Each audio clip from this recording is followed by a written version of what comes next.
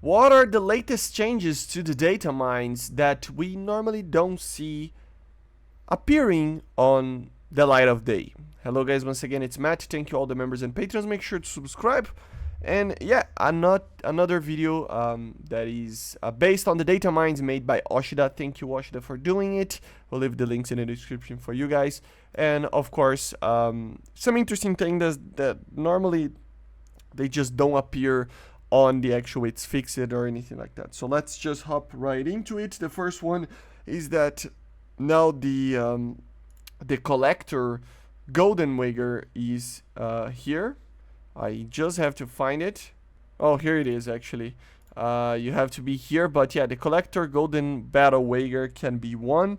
It's a 12 stage wager, 3 fails, and from rank 3 to rank 8, 1000 golden eagles is the most that you can get. So yeah, you can get by one of these trophies, for example, over here. The new feature of basically getting, you know, new nations RP boosts, basically it's being called like this.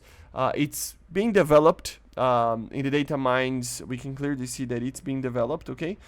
They are working on the amount of boost and everything like that. We already talked about that. But basically you need one nation with a top tier vehicle in that game mode, or that, not game mode, but that type of vehicle that you are getting, right? And then for example, I have it, another example that it's better for me to show. It's going to be working like this. I have a rank 8, for example, for tanks over here in the Soviet Union. So I will get a daily bonus for other nations researching tanks. You need to get to the highest rank, and then you will get 3 matches basically getting a certain booster depending on what you are playing. The higher the rank, the higher the tier, right? The higher the amount of boost it is in the 3 first matches. Okay, so pretty interesting, but yeah. Then we have some very interesting news about some Soviet slash some T-series of tanks, basically, right? Do you remember that he had kind of an armor plating around the autoloader? Now I think they removed that. So a lot of people were complaining about this. So I think I might be wrong, but I think they removed it, and it is actually going to be nerfing. You know, the list of tanks is very, very heavy. You know, all the T-72Ms, for example, and A's, got that structural 5 and 6 millimeters, like this one, for example. It's very similar to this one thing, but around the autoloader. Got removed. For the Object 2902, T64A, T64BV, all the T64s, T80s, you know, all the T80s as well. It was from 6 to 2 millimeters, so we can go to the T80s over here and actually take a look. I don't think it's showing. It's kind of an invisible armor, I think. I'm pretty sure. But yeah, it should be less than it was before. And for some of the other ones, it was removed as well. Like, for example, T72As, AVs, you know, T72Bs, B3s, T90s, you know, the Bishma, the WZ-123, you know, the ZTZ-96. There's many aircraft. I will leave the links in the description. But that armor plating around the turret, the autoloader, was removed, which is pretty interesting. For some missiles, as we knew already, especially for the Fox 3s, but he includes some other missiles as well. The reaction time initially is going to be 0.5 seconds. It was before 1.4.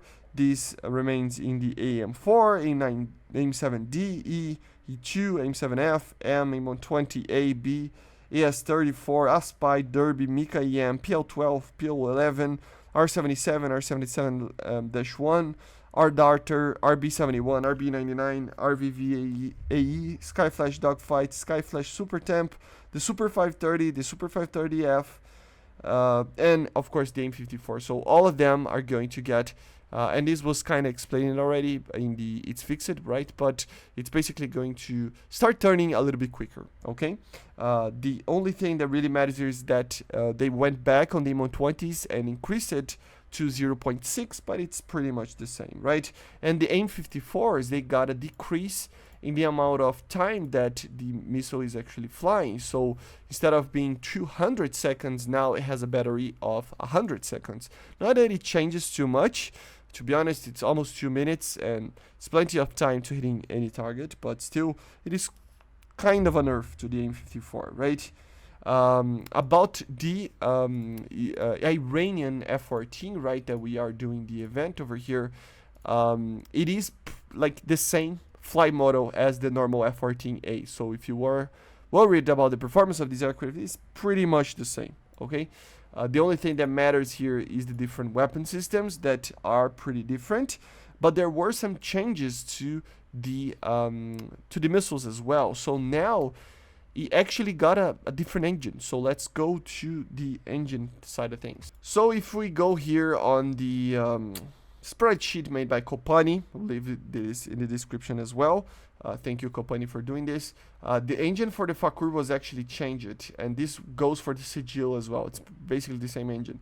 So they decreased the amount of power of the booster itself. So it was 96,800 newtons. Now it's 83,900. The same amount of time, apparently. But the thing is that the sustainer is a lot stronger. Instead of 7,850, now it's 12,400 newtons, so a lot stronger. And this means that eventually it just has a little bit better energy retention throughout the flight, and it will be a better missile because of that. Of course, remember, still doesn't turn very well, only 15 Gs, but it is pretty interesting. The Sigil received the same thing, so expect it from the Sigil as well. And the funny part is that the Yasser, which is basically a 750-pound bomb inside of in top of a rocket, now has some interesting things. So it actually has, basically the same engine as these missiles, which is pretty crazy, as the Yasser and the Sigil, the Fakur and the Sigil. The Yasser has the same engine as the Fakur and the Sigil. That's what I mean. Basically, right? It's the same power, same force of boosters, same force of sustainer. The thing about that is that they added a proximity fuse with a 10-meter radius that it can detect ground vehicles, air vehicles, or the ground itself, So this is going to be very, very interesting. You will be able to use this as a massive proxy fuse unguided rocket to use against aircraft. This will be crazy. It's 10 meters. It's not it's not really large, but it is pretty large. It's a good amount, a great amount actually. And 200 TNT equivalent. This thing might be a very, very deadly weapon for a head-on shot. I just wonder how it's going to be used and if it has any good flight characteristics to be doing that. It is a pretty fast missile no matter what, right? 850 meters per second. It is pretty good for a rocket. It's faster than the Zunis, for example, so it's pretty good.